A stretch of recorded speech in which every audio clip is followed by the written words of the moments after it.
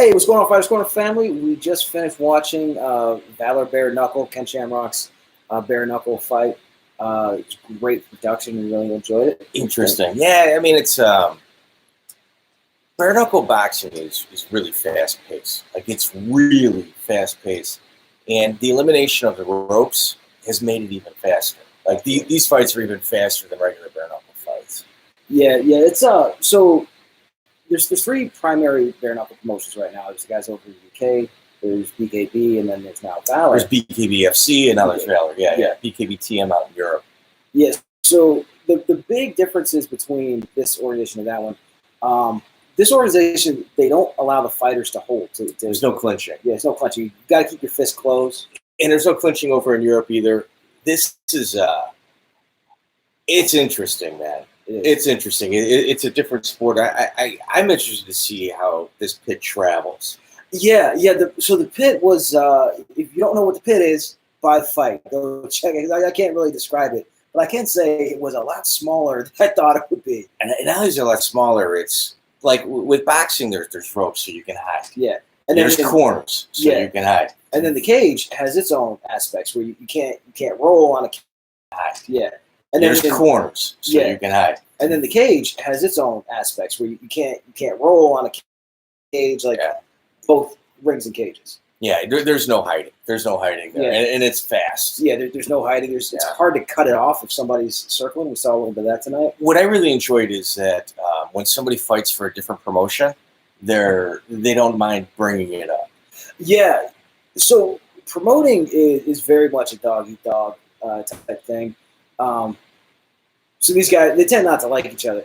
Here, we actually had a chant from another organization in the tournament, which of course we're going to talk about in just a second. Yeah. And all these guys, like, okay, this guy fought in this promotion, he got fought there. This guy has bare knuckle experience already. They didn't shy away from talking about it, and they didn't. They mentioned the name of other promotions in this. Okay, so if you listen to our interview with Ken Shamrock that we just had last week, I said Mark Godbeer was the dark horse. Absolutely. And I also predicted that he would probably win the tournament. See, am I an expert on bare knuckle? No, but I watch a lot of it. Like I watch definitely the historical side. You have to say you are an expert on that. I read a lot of books, and then I follow it now. These are people that know more than me, but I'm pretty well versed with it, and the nuances and style in Europe is far more advanced than what it is here in the United States right now. So when they brought over McSweeney and they brought over Godbeer, I thought we'd have a better showing on McSweeney, but I knew Godbeer was going to be at least in the finals and have a really good show in the finals, and he was as dominant gets. Absolutely. Another interesting thing, I can't make heads or tail. I don't know why they did this, but everybody fought in pants. You don't see combat sports in pants too much. Pretty much everybody wears some sort of shorts or trunks or compression shorts. I don't know what. I don't know. They didn't. Some of them had sponsors on them. Some of them didn't. What'd you think of the production? I thought the production was very good. I would say it's firmly in between. So the guys in the UK, they don't have great. But the problem with them in the UK, and I mean, obviously, this is more about Valor, but they tied in with an adult channel there just to get their product on TV, which blew it up. Yeah. And now they're on a new contract, I want to say. So the production was through some XXX company. So it's not a fair assessment, but regardless, it wasn't good. Yeah. But so the production on this is good. It's not quite over the top like Bare Knuckle FC. Like Bare Knuckle FC. But it's pretty good. Oh man, it's pretty good for a first show. Yeah. I'm guessing the next show is going to be dead on par with those. But the speed of the fights. They flew through them. Yeah. They flew through. Yeah, they had to throw one of the prelims on because there were so many quick fights. Yeah. The only fight that wasn't a quick fight was the first fight.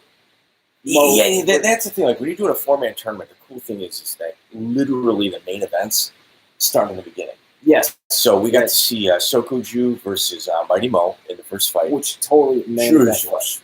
Yeah, so they were about to run into problems in there. So essentially, Mighty Mo won the first round. Yes. Sokoju won the second round with a knockdown, which makes it a 2-point round. And if Mighty Mo won the third round, Well, you have a tie. What's Not the, a what's the tie, overtime it's factor there? not, So, I mean, they avoided that, but in essence, like the overtime Yeah. factor could have come into play. so there's fortunate for everybody, third round knockout in that fight. That was a brutal fight, man. It was, So now at the end of this fight, here we got Mo fought a brutal 3-round fight, dude. first round in the tournament. Theory so good, you put it on them, and it just wasn't enough, man. Yeah, It's like, we always kind of joke around about, the Samoans are coming, the Samoans are coming.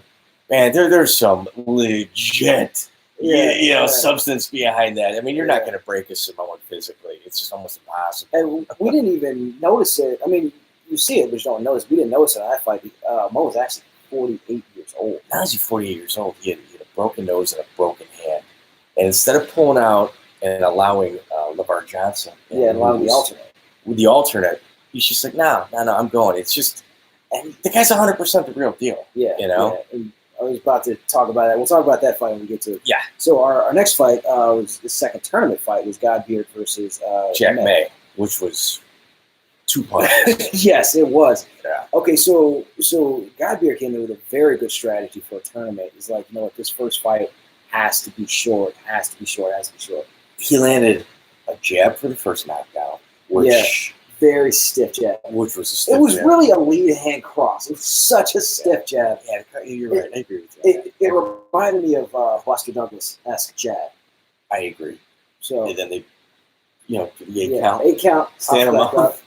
May catches the right hand, overhand right. Was that what we're calling that? It thing was brutal. From the devil. I think he Yeah. reached down to hell. From the and came depths up of with the hell. freaking thing. That was one of the Yeah. ugliest knockouts I've seen. Yeah, like he went stiff. probably in the last 5 years. Yeah. That was pretty severe. So at this point, now we got Mo. Who's been hit by a truck? Vicious 3-round fight. Backed Got over by here. a truck. Yeah. Early first round knockout. Yeah. It looks like he would have burned more energy hitting mitts than he did in that fight. So then, after that, you have the alternate. We have the alternate. And that's something we didn't mention in our interview with Shamrock, but the alternate had to fight to win the alternate spot. Smart move. Early in the UFC, if you guys remember, often somebody get hurt, they bring in the alternate to clean up because they'd be fresh in the finals. Yeah, see, like the UFC was an 8-man tournament, so they'd have 3. The third fight would be there, so the alternate would have 1 fight. Yeah. So it was actually the ideal spot, Yeah. It really was. But the alternate was LeVar Johnson and James McSweeney. McSweeney also, I know he's fought in the hay bales in Europe. I know I've watched a few videos on YouTube of his. Yeah, they had two bare knuckle fights and several sanctioned bare knuckle fights over there. But he's also had several like hay barrel fights, which are not sanctioned. And I can't remember the name of the organization, but I know I've seen video of them over a year ago on YouTube in regards to it. And you know what, man? It was a 1-punch KO, but it had the potential of being one of those double KOs as well. Yes. LeVar Johnson looked like he was. So when he got hit, when McSweeney got hit with the punch that took him down, he was throwing his own punch that landed on the chest, just under the chin. It really could have been one of those wacky double knockouts. I mean, it was It was a quick fight, but I mean, they're all quick. I mean, it's that pit. Dude, it's just supercharged. It makes it really fast. And it was so small, especially we're talking about all the heavyweights right now. I mean, these guys. When the bell rings, each of them takes a step back, they're out. Each of them takes a step in, they're in range to hit each other. So there just wasn't tons of space, and then it just led to some firefights. And I mean, I got to hand it to the referees. If this is even different, the referees really have to be on top of it. They stand on it. The fact that the pit, it creates it's a different type of surface, and you almost have to be like hypersensitive to what's going on because there's so many potential issues. The fighters are obligated to stay in the fighting portion of the pit. They can't step out onto the edges, of course, because eventually they'll end up on the table with the refs and stuff, or the judges and stuff.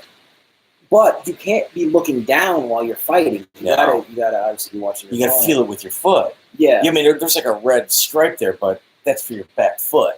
Yeah. It's like your front foot's not really. You can't look at your back foot while you're fighting. Yeah. Like, no. You just lay down if you're going to do such things. Speaking of ramp issues, that kind of brings us to the next fight. And like I said, they flew through these fights quick. Yeah.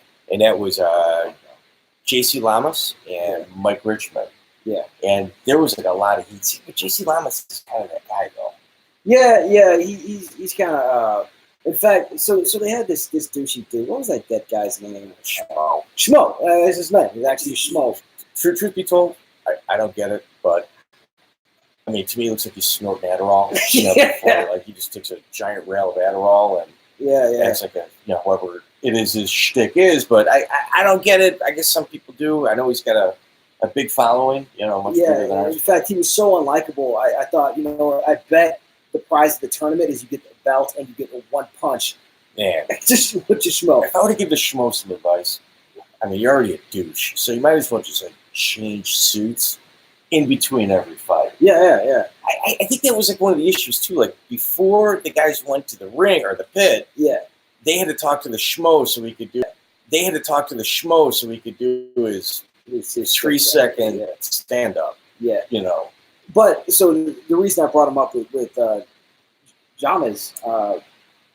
Llamas in Spanish, Lamas if you're here in the United States. I know, despite the appearance, I don't speak Spanish. Yeah, I do actually. Yeah. So Llamas was the only one to really play the game of Schmo and really do it pro wrestling style and have a great walkout. Well, some people get up for different fights. This is what I know about JC. He grew up in Puerto Vallarta, Mexico. There's a legit gym there, man. It escapes me. I think it's like Maximo or I can't remember the name because I used to live in that area for a while. And the gym that he worked out with was in existence back then. They weren't nearly as advanced as they are now. Moved to California. The guy, he moved to California in the last 5 years. But when I lived there, I lived in Mexico late 90s, early 2000. Yeah. So essentially, JC's the type of guy that needs to get up by kind of talking smack. Yeah, about somebody like this. That's what he needs. That's okay. I mean, that's what fighters do. It certainly brings attention to. Yeah, some fighters need to get mad at their opponent. Some fighters, like a mechanic, doesn't need to get mad at your car to change the alternator. Like some fighters are professional that way. They don't care. They can like you. They can hate you. Whatever. Some fighters gotta get mad. He's one of those guys. But he gave a good show. And he was funny to listen to. And he was funny to watch. He was the only one that was ready for the Schmo. But you gotta remember, you're ready to walk into combat. Dude, I like almost everybody. I'm a dude. I literally can count the people I haven't liked in my life on one hand. I need to add a finger for Duke. I don't like him. You know what I mean? But with Lamas coming, so back to the fight. So Lamas comes out. He gives a little play with the Schmo. Comes out ready to fight. And Mike Richmond Mike Richmond's one of those guys where he's somebody that needs combat sports. Like if he wasn't in combat sports, you'd look at somebody probably in prison or something. Yeah. Like he's constantly needing to keep his foot on the gas pedal. In combat sports, keeps him out of trouble. And during that fight, JC essentially what he was doing is he was trying to set a trap and catch him on a counter. But while doing that, the pit is so small, he's going up on the ridge a lot. And I got to hand it to the referee. He was up on that ridge a lot. And the referee didn't take any points from him. It's hard to take points when it's so small. It's going to happen. So small, and the guy, it's not. They didn't. You guys spoke to Somerset yesterday or 2 days ago. They didn't have a chance to practice or train or even go to look at it. Sorry, not the ring, but the pit. The pit, yeah. And it's not safe to be on the ridge too. It's like, why don't you just use the ridge as like springboard, or some sort of advantage? But it's not safe. Yeah, so you could go over. Yeah. So eventually he kept backing off. The ref gave him a warning. Step back out of the pit one more time. It's going to be a point. So then Richmond kind of bum rushes him very end of the round. At the end of the round, yeah. Which was, of course, pushed him back on the black. Which, if I was him, I would, as soon as the ref says back on the black, you lose a point. I'm pushing him up every single time. I'm going to force him to use his foot. Yeah, absolutely. Yeah, Cut the circle off. Yeah. Go up there. No, I agree. Yeah. So there was a accidental headbutt in the brush. It certainly looked like an accidental headbutt. I'm going to tell you what's tricky about it. What's tricky is. JC Lamas was cut on one side, He gets punched on that one side, and you think because there's already blood there when they were wiping it off, the doctor came over, asked him, Jonah, go ahead. Go ahead. Okay. What's the absolute worst thing you could say to a doctor if you actually really want to fight? I need a towel to wipe the blood out of my eyes. Because I can't see. Yeah.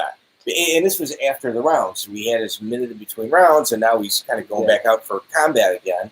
And they're doing a medical check in regards to it. They allow his corner to stop it. Yeah. Yeah, I didn't see any of the cut men. Like, I couldn't get a good view I of them. I know them all by name, but I don't know. I didn't see any that I recognized if they were there. I didn't see the cut men, and the promotion was, or the sanctioning body, whoever it was, the fighters didn't put their own Vaseline on, basically. Whoever was putting Vaseline on it wasn't enough. Absolutely not. When guys are boxing with 16-ounce gloves or 12-ounce gloves, they put more on it. Much. Yeah. Vaseline should be thick on the eyebrows. Well, I mean, it not gobbed on, but thick. It should be. Yeah. You shouldn't have to look at that guy and say, is he sweating or is he Vaseline? Yeah. Like, you should know. They weren't super Vaseline. So anyway, I agree. He comes out, tries to go back to fight. They take a look at the cut. He says, I can't see. Obviously, when you say the words "I can't see," the doctor is legally obligated to stop the fight. Yeah, I mean, it was just kind of.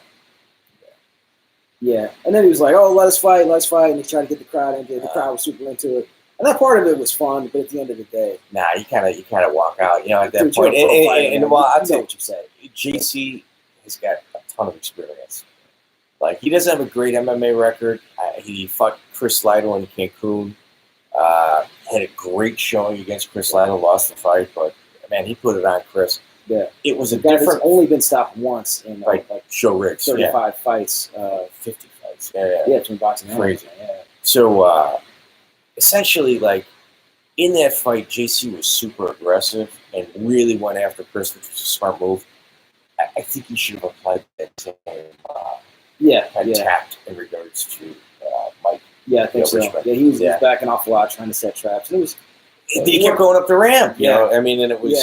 Yeah, it is what it is. His footwork was back, not side to side. So that fight went the way it went. It was no contest. Considered no contest because the cut was considered to be a result of the headbutt, although it wasn't. Wow. I think what threw you is he had cut on one side of his face. Yeah. I think he did cut from that headbutt. So it looked like, no, he already had that cut. But no, that was a different cut. It was a new cut. Yeah. And it took us a minute because we were arguing, like, wait a minute. Yeah. It's like, that was on the wrong side. And even Miletich, too, who was doing color commentary, he did a great job.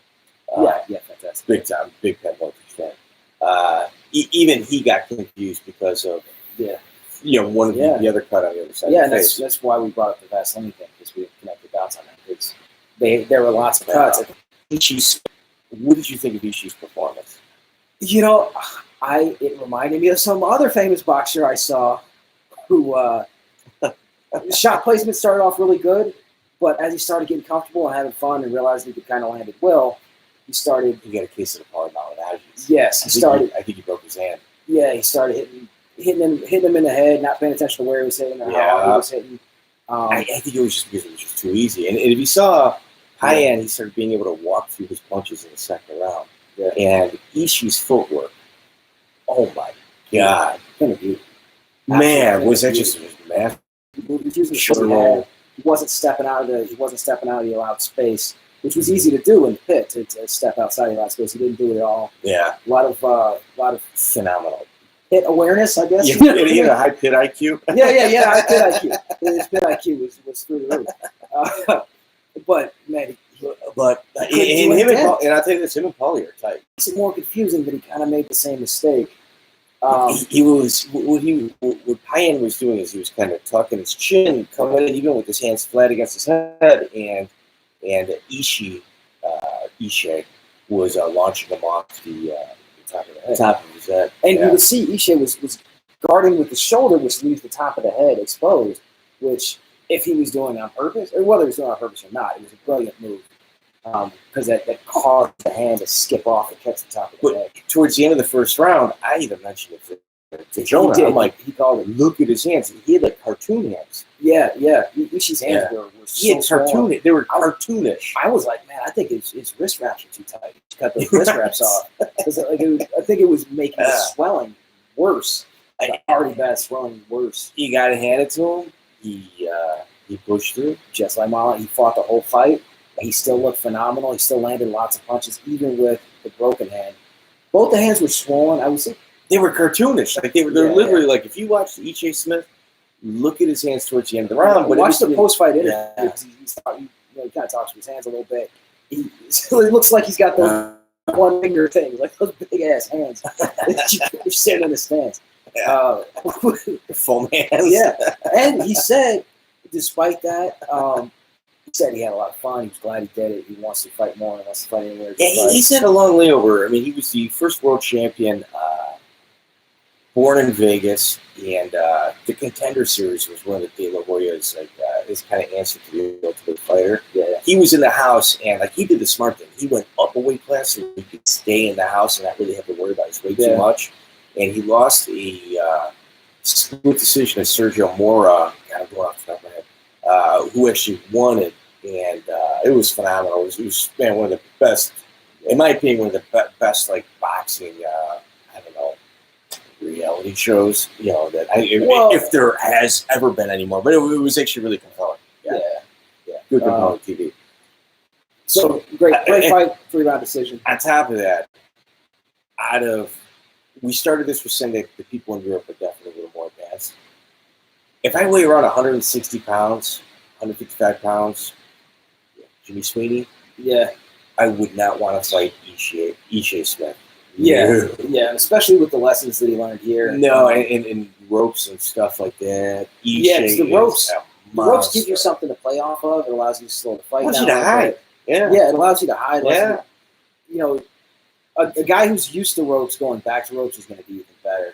And he's learned his lesson about shot placement and about power. I mean, it's like he's doing punches and volume, which phenomenal for glove fighting. And as we were discussing earlier, this is a guy that's only training for 12 rounds, and now he's fighting 3 rounds. He's actually got to cut his training down. Yes. Otherwise he's overtraining, and he's just,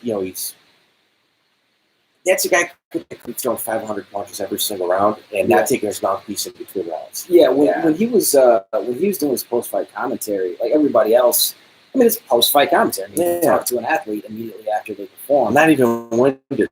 No, not even. No. I mean, he looked like he watched the fight as far as that was concerned, other than obviously the jumping. I respect him a lot, dude. I really do. Dude, I'm a big I respect I'm a big him. Ishii fan. I think he's going to do great. Which brings us to the main event. Yes, the main event, final fight of the tournament. So we kind of expected Mo was going to back out. We felt like Mo had a broken hand. And they picked the right guy to break the news to us fans. Yeah, so they go to Mo in the locker room. Schmo. Oh, the Schmo, freaking guy. Yeah, he goes back. Are you going to fight? He's like, this yellow, guys, there's a coke. And it's Adderall. I don't know. There's a lot of pop culture stuff. Allegedly, I just don't know. The Schmo is snorting bumps of Adderall in between, interviews. Allegedly. Yeah, and he's dissolving Adderall suppositories during the interviews. I may have told myself that. Yeah. But I heard it somewhat. Yeah. So Schmo goes back there and asks him if he's going to fight. Gives us the breaking news. Yeah, which was really good. We kind of expected LeVar Johnson to step up. Yeah, which would have been a more fair fight. It was 2 guys who fought one round each, one with big single punch. Wow. One guy threw 2 punches, the other guy threw 1. Yeah, one guy jabbing across. It was an unfair advantage for LeVar Johnson. It wasn't in the same combination. Yeah, so we go into this final fight. Actually, since the fights are so quick, they do an alternate fight there real quick. I didn't catch their names. I mean, looking at my notes for this. That was another. It was good. It was entertaining. Yeah, they probably needed 4 or 5 more of those on the card. Truth be told, you know. Well, actually, they had a few because they had a couple more. They had a few because they had a couple more alternate fight, or a couple more prelims. I believe They didn't show them. No, they just showed the one. It was actually, I think it was still a pretty good length card. It was definitely a decent buy for the $30. You know what? I mean, I'm I mean, we really. value this stuff pretty high. I'm not a really good example of this stuff. Like, if yeah, here, that's that's a pre-World War II jiu-jitsu poster. You know, Yeah. it somehow survived whatever went down. It survived after the that war. Yeah. And think what that did to the cost when you bought it.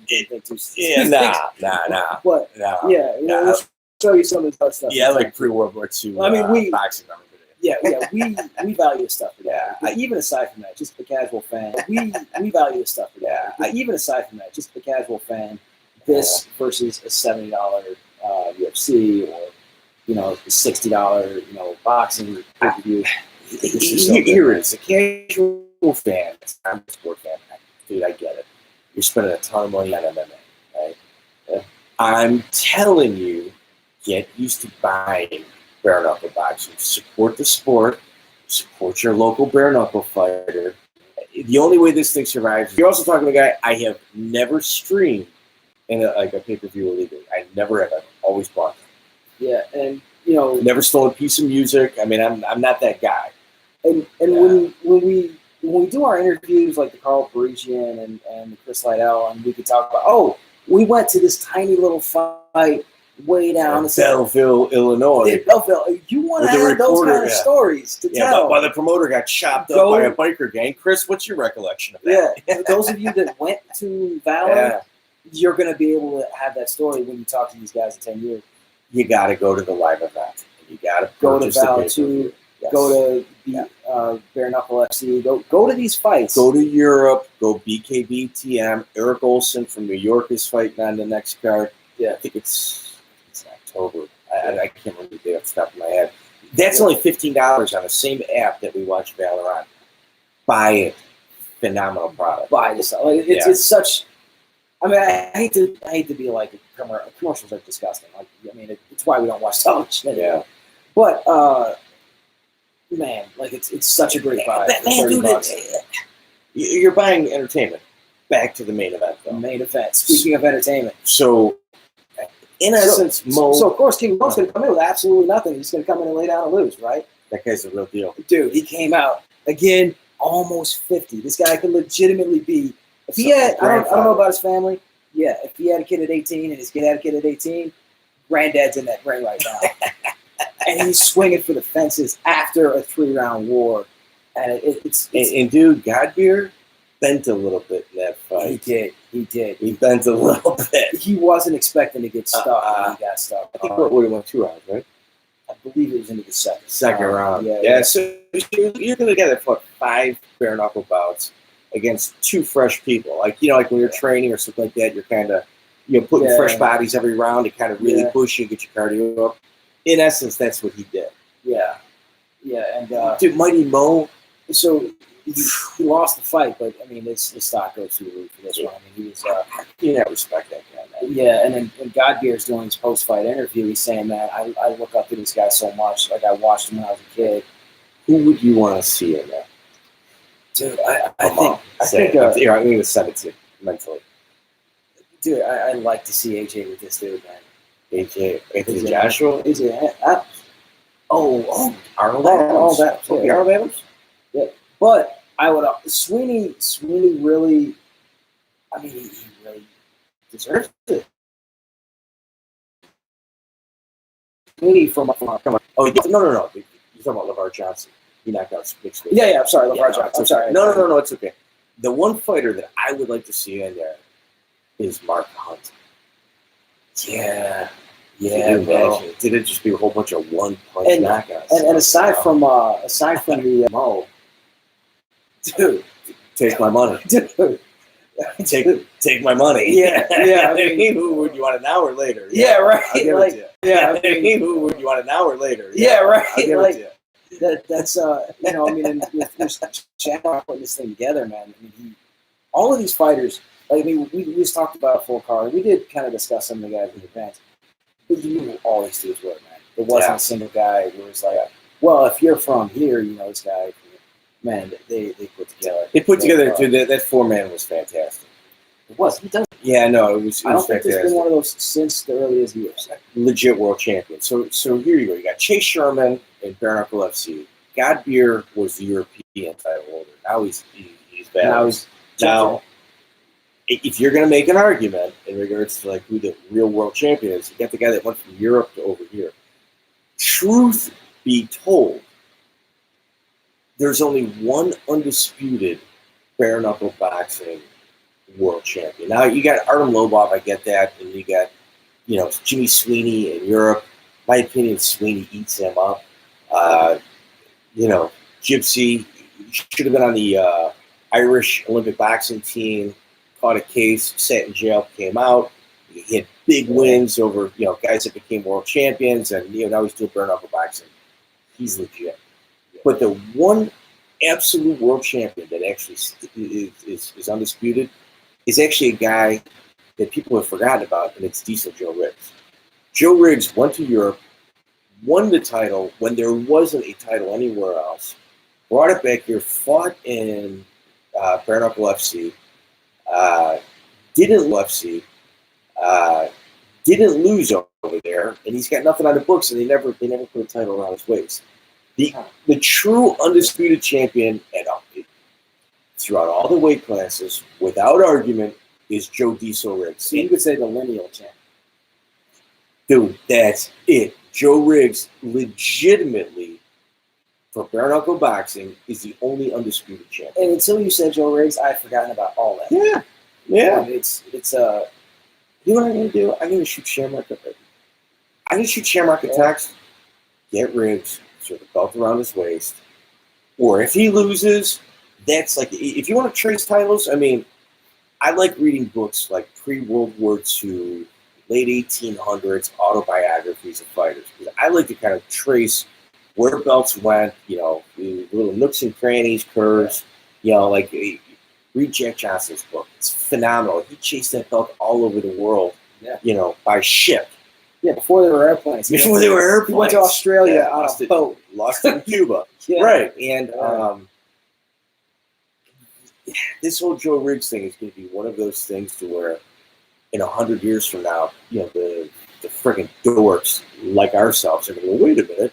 It's actually right here, and it went this way, this way, this way. Yeah. Yeah. I mean, he hasn't lost yet. He's 2 wins, 1 draw. He hasn't lost. So yeah, and that and just the fact that a champ from another organization is allowed to come over here and fight, I think that's really the right direction for these promotions to go.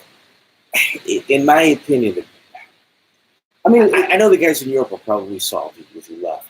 I mean, he wasn't walking in with the belt on either. Sometimes they do that. But I tell you, the United Kingdom, the guys over in the United Kingdom, London is a gorgeous place. It's an amazing country. It's the financial capital of the world, so but it's the size of New York.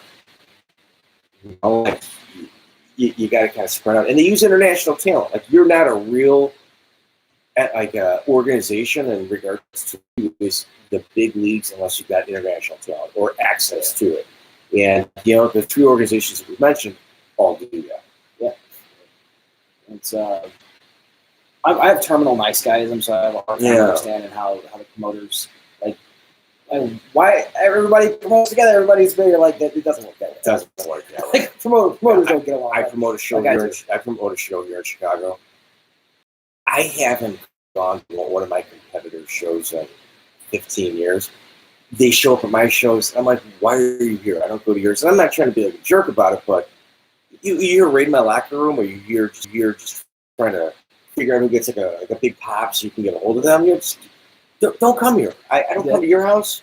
Open your refrigerator and go through your food. Don't come to mine. But like I said, with this being a new sport, none of these promotions are in a position to do a show every single month, which I've heard rumors that it's coming. So obviously this is leaning in a certain direction. First show went really well. I think they got some things with the pit they might need to work out to take the show a little bit bigger. Definitely needs to be bigger. And there needs to be some way that a fighter can know without looking down when you're stepping Yeah, And a even long if it's part. like a sandpaper type thing. Yeah, or even if it's just Yeah. made out of a different material, so it feels different on Yeah. your foot. But you can't be expecting like a guys, warning track. Yeah. Yeah. You can't be expecting guys to look at their feet, look at their back foot while they're fighting. You get to know you can make it a different color. Well, that affects Yeah. advertising. And space. actually, all that, the way that affects advertising yeah. space. You know. all the way they made it to the final fight of the evening without really having an issue where it looked like some guys were going to come out of the pit. Chasing the guy up that. Why wouldn't you? If JC, a guy JC was running. if a guy knows Like Richmond you was going won't to do chase him up that ramp and he's in trouble, He's going to run He's up done at every not single run up the time. ramp. Yeah, Why take a wouldn't you? point before you get knocked down. Yeah. I mean, you're going and- to take a point anyway. And even if it's not a conscious decision, if it's happening in the split second in the ring, like there's Yeah. a place where you're safe, you're going to go there. catch a breather. Yeah, it's That pit makes things fast. man. It makes things. yeah. I mean, yeah. So there's a couple things to work out with it, but it's super super cool. You should probably do about 12 to 15 fights if you're going to do stick with the pit. Which, Shamrock, in our interview, he's pretty sold on it. Yeah. Well, yeah, he said Yeah. he designed it. It was his. And I get it. No, I get that, man. And fantastic. you could see so well. I would like to see live fights this way. Like I've been literally closer than the first seat all the way cage side. I mean, I've judged fights and done things like that. Yeah. The Referee, cage, yeah. referee. Like when you're reffing, you're in there. But when you're anywhere outside of the cage, including up against the fence, the cage is an issue. Yeah. The ring is an issue. The turnbuckles are huge. Yeah. I mean, Yep. so I get it. But Would you? And you got to remember, this is the first one. So the next one, it's going to be even better. Like you're going to work out. even more shine. I don't see the schmo coming back again. Well, maybe it's just a pop culture thing. I don't know. Maybe everybody loves this guy. I want the guy that does like that. The guy that it goes to like the furniture places and just does like a flat tire, gives you the flat tire. Yeah. I'd rather have him do it. Yeah. It's good. Whatever. I That can't remember his name. personality. But at the end of the day, super sold on this thing, man. I really like the product. It looked great. Fights were fast. Yeah. Fun to watch. Great fighters. And then the tournament went. Yeah, it was good. And they put a belt around somebody's waist. That's super important. If you're in an organization, you got to put a belt around somebody's waist. And your heavyweight champ is That's perfect where it place to starts. start. Absolutely. And next, you probably work on 170. I mean, it's such a huge weight class. I'm a fan. So, all right, dude. We good? Yeah, cool. That's My man. Like, share, subscribe. Mm-hmm. Definitely check us out in the future.